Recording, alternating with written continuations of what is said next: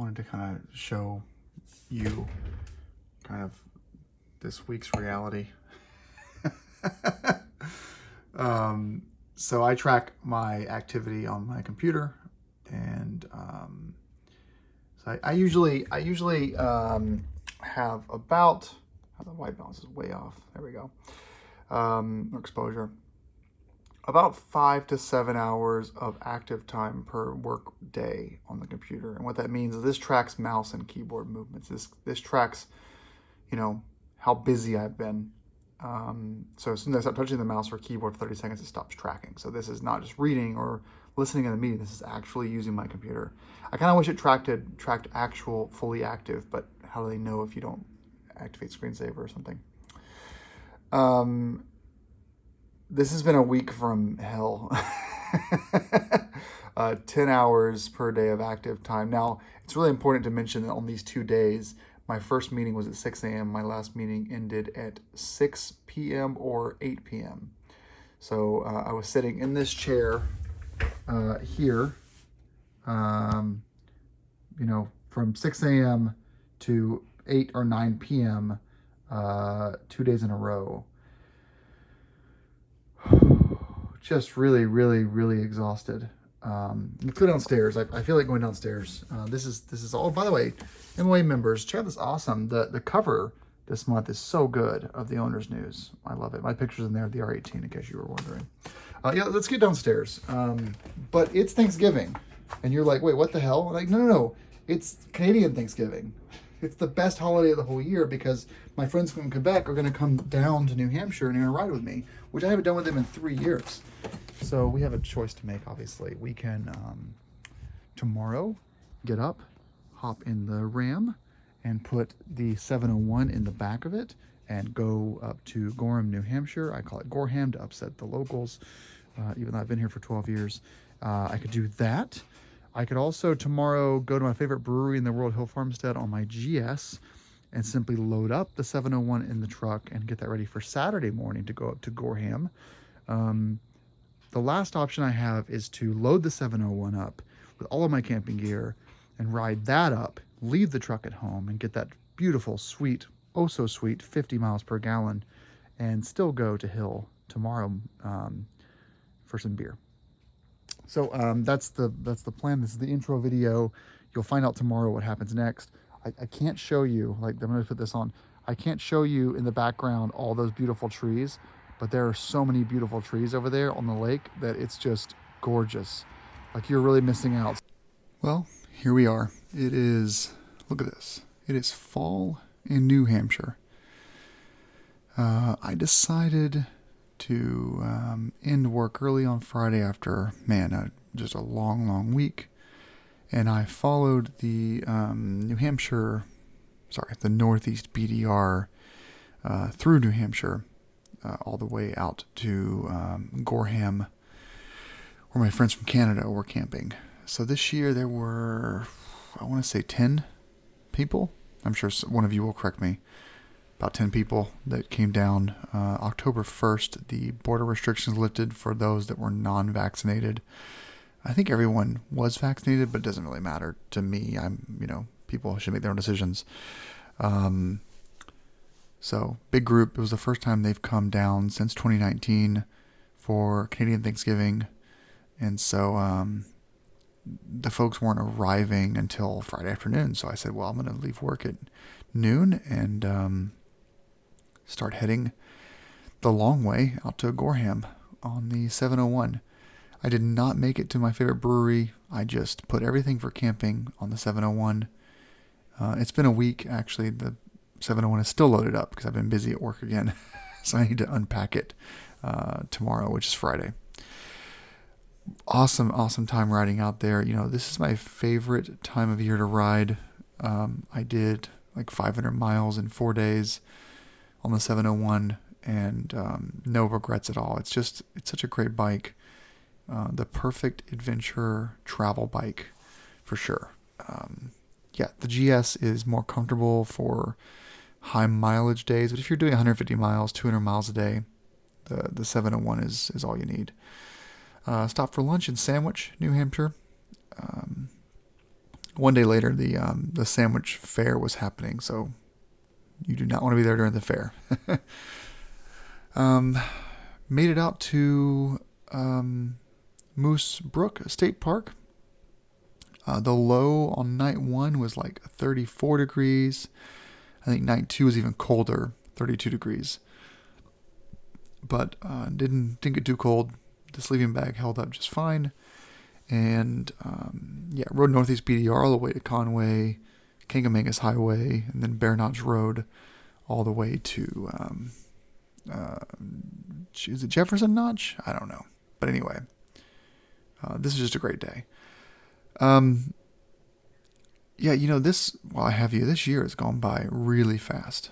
And all year I've been trying to get as many rides as possible in, just because, every year it goes by faster. Every year we're getting older. And to hop on the bikes and to get out there, it is with all that I have going on with jobs and work and everything. Heather had her gallbladder removed this week, so I've been playing nurse and amongst all the other stuff going on. So to have all of this, beauty, especially right in my backyard, I had to take advantage of it as much as possible, because this weekend will be warm again, but next weekend could be below freezing and snowing. We just don't know. That's just kind of the way it works up here. October could be a great month. It could be a terrible month. I did meet these folks. They were Massachusetts riders doing the NEBDR, so I followed them down Bear Notch Road, and they eventually got off, and I kept going. But I had seen them that morning. They were on the side of the road that morning, and I waved at them. They waved back, so I guess they were just taking a break. But look at this. I'm trying not to ramble too much, but look at this gorgeous. Even in the rain, just beautiful. This was peak for sure. So if you coming up this week to New Hampshire, it's all turning brown. There's a pro and con to peak foliage here in the Northeast. You can this is the next day with the Canadian riders.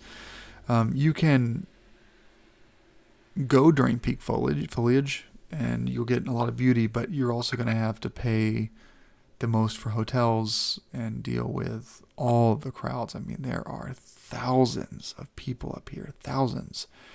Every gas station we went to had lines for gas. Every restaurant we went to had a line, a wait. What? No restaurant in New Hampshire has a wait unless it's foliage season. A lot of traffic on the roads. A lot of people just stopping dead in the road to take pictures of things. It was rough.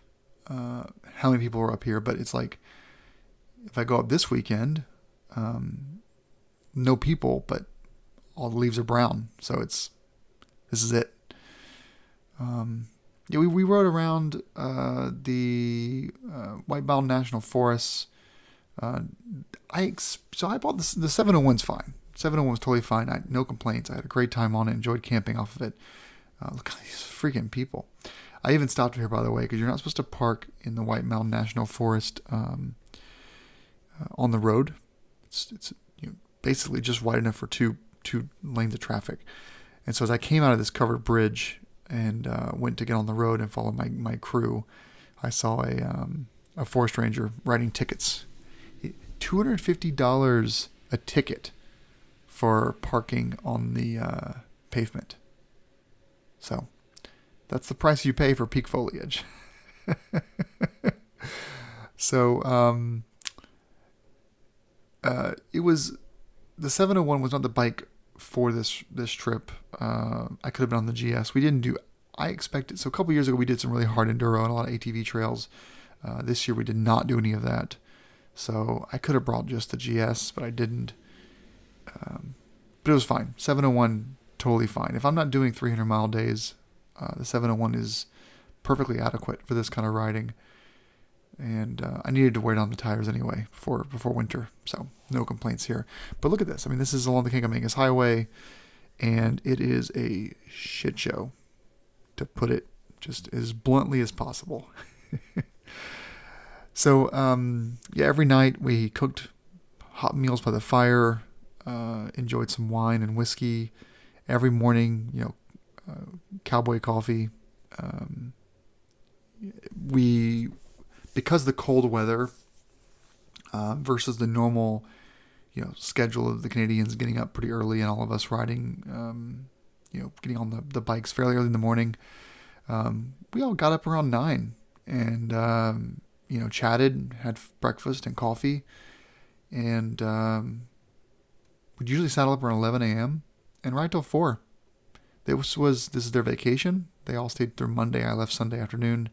This is their vacation. And so it was a very chill weekend, catching up with friends.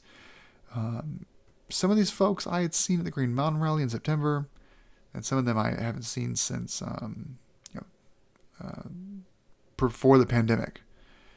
And with everything going on, I didn't want to miss catching them and riding with them before winter starts, because you just never know what's going to happen in the future with people and health and all that good stuff. So, I've rambled enough. It was good to kind of make this video. Audio didn't come out from the GoPro. I had hooked up the microphone wrong, so all the talking I had done during these videos was for nothing. We came across this van just parked in the very middle of the road, just hanging out. And then they didn't pull their dog back in the van with them.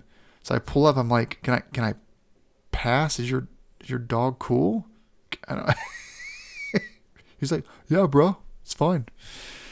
Yeah, rode through Littleton, and I took them all the way down to Woodsville, New Hampshire from Gorham. And we had lunch Sunday in Woodsville. A couple of guys went to Walmart, got some supplies because they were camping one more night. And from Woodsville, I was so close to home, like an hour south, that I just headed home. That's it. Yeah. So to my friends from Quebec, happy Thanksgiving, and I appreciated all the great times we had this weekend. I'm going to miss you all, and I'll see you again very soon. But and thank you all for watching this video. I've got a couple videos planned before riding season ends. No more trips. No more trips before the snow falls in New Hampshire. But I will do a couple more videos with some updates and just kind of generally tell you what's going on. But I'm whispering tonight because, again, Heather had surgery a couple days ago, so I'm trying to let her sleep. But you'll understand. Okay. Happy Thanksgiving, Canada. And ride safe. And thanks for watching.